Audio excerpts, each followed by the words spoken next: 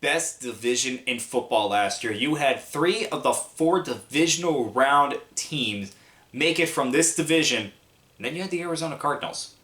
So what's in store for the NFC West in 2026, where the defending Super Bowl champions lie?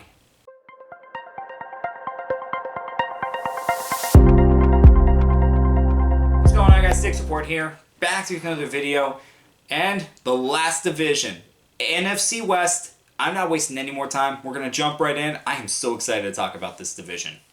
Alright, we're going to start with the Arizona Cardinals, the only team from this division to not make the playoffs, and they have the 3rd overall pick. Now with the Cardinals, they made a big decision a few days ago. Kyler Murray will be cut by this team. Now Murray, he did some good, but he did just as many bad things with the Cardinals. He was a very inconsistent player. They drafted him number 1 overall. He did get him to the playoffs one year, but yeah, there was just as many bad moments as there were good moments. So now the Cardinals are starting over at quarterback. Now with them having the 3rd overall pick, and with really Fernando Mendoza being the only quarterback that most people have a 1st round grade on, more than likely they're going to go for the free agency route. One player I would definitely keep an eye on, Malik Willis. Definitely keep an eye on that. The Cardinals may be the top contender to land him, because probably the best situation for him going into free agency. Yeah, I think so. Just by looking at other teams, I think the Cardinals have a roster that you can definitely build around Malik Willis, whereas other teams, it seems like they have to do a complete rebuild of roster, while the Cardinals still have some players that you can work with. Now with the 3rd overall pick, they're probably going to have their pick of the litter, because more than likely it's going to be Mendoza and the top edge rusher going to the Jets. So they're going to have their pick of where they can go. Offensive line definitely is going to be a huge need for them, both in free agency and definitely the draft as well. Jonah Williams is a free agent. So with the Cardinals, definitely expect them to go heavy on the offensive line. Running back is also another one. They need a top ball carrier. At the edge position, don't really have a guy there right now.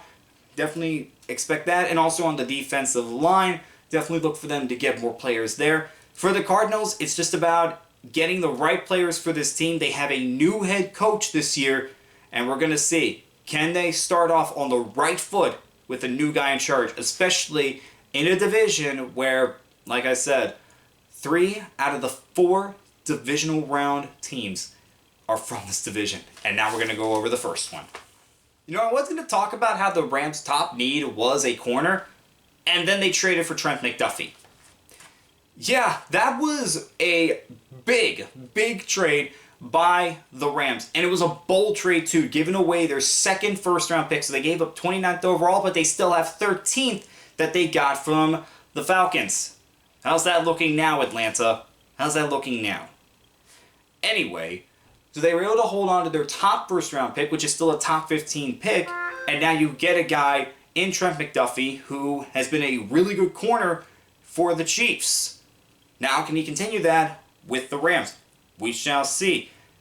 And like I said, with this trade, they're going all in. Alright? They want to get another Super Bowl before Matthew Stafford decides to call it a career. Speaking of Stafford, do you start to think about what you're going to do at the quarterback position after he's gone?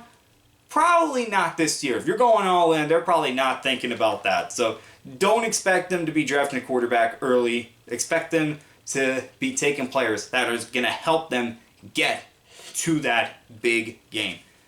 Wide receiver, you have Tutu Atwell, that is a free agent, and Devontae Adams is not going to get any younger. Definitely want to shore up that position and make sure that Puka Nacua has some complementary pieces to him. At safety, Cameron Curls is a free agent. Definitely want to make sure that is fortified as well. You got the corner, now make sure you can get the safety position taken care of. And then linebacker, a couple of guys there are free agents as well. For the Rams, it's just about shoring up positions, and when you're going all in, you're going all in. So with the Rams, don't be surprised if they have a little bit more of a bold move in store. And who knows, they could be a team that trades up into the top 5 to get a player that they really want and that they think is going to be a difference maker. If any team's going to do it, it's going to be the Rams.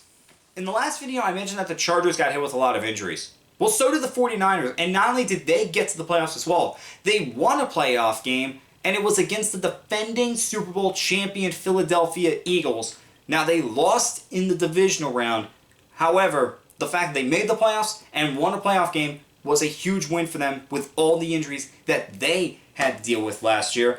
They have the 27th overall pick. They have $37 million in cap space according to over the cap. They need to get fully healthy this year, and then they need to figure out what they're going to do with Brandon Ayuk. A lot of people, myself included, had the expectation that Brandon Ayuk has played his last down as a San Francisco 49er. He signed a contract extension back in 2024, got hurt, and he has not played since. He did not play at all in 2025. And it's going to be interesting what the decision they make when it comes to Ayuk. Do they cut? Do they trade? We're going to see what they do. So that's going to be probably the top storyline from them until we have any clarity on what's happening with Ayuk. Now, another thing with the 49ers, did you know that both their kicker and their punter are free agents? So now that's something that is going to be interesting, what they do there. Meanwhile, because of the Ayuk situation and the fact that Juwan Jennings is a free agent, wide receiver more than likely becomes their top need. Definitely want to look out for what they do there. Interior of the defensive line, definitely want to make sure that is fully stocked. Make sure you have depth there. And then offensive tackle with Trent Williams, he's getting up there in age. How much longer is he going to play? Definitely want to think about his successor there. With the 49ers, if they get fully healthy and make the right moves, they could see themselves in the Super Bowl in 2026. That's how good that team was when they were healthy. Now, speaking of the Super Bowl, the Seattle Seahawks.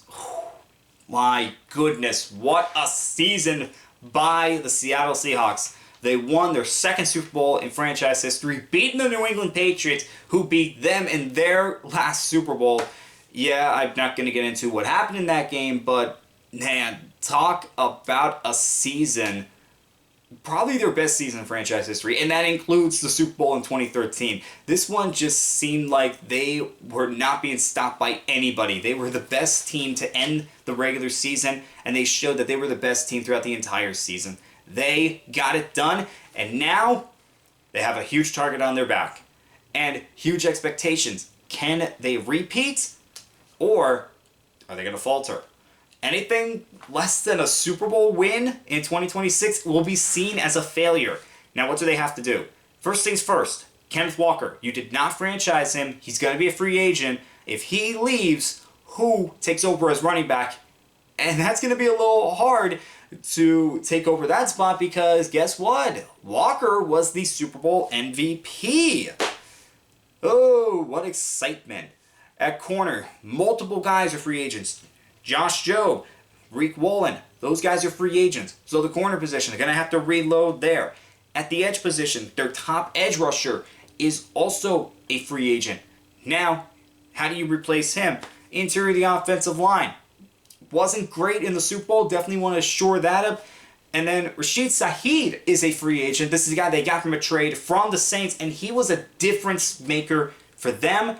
Now they're going to figure out, what do we do with him? What kind of contract would he get in free agency? That's going to be the interesting part. This guy is just a dangerous weapon anytime he touches the football. A lot of decisions need to be made by Seattle, and a lot of decisions need to be made by everybody in the NFL in the offseason, as I have demonstrated. That is everybody, guys. Let me know what you think about the NFC West in the comments down below. For Arizona, who is their starting quarterback in Week 1 of 2026? Can the Rams or the 49ers steal that division crown from the Seattle Seahawks? And can the Seahawks repeat as champions in 2026? Let me know what you think. And that has been the offseason preview for every single team in the NFL. Thank you so much for watching. And guys, this is going to be a fun offseason to watch, and I can't wait for every moment of it. And as always, I'll see you guys next time.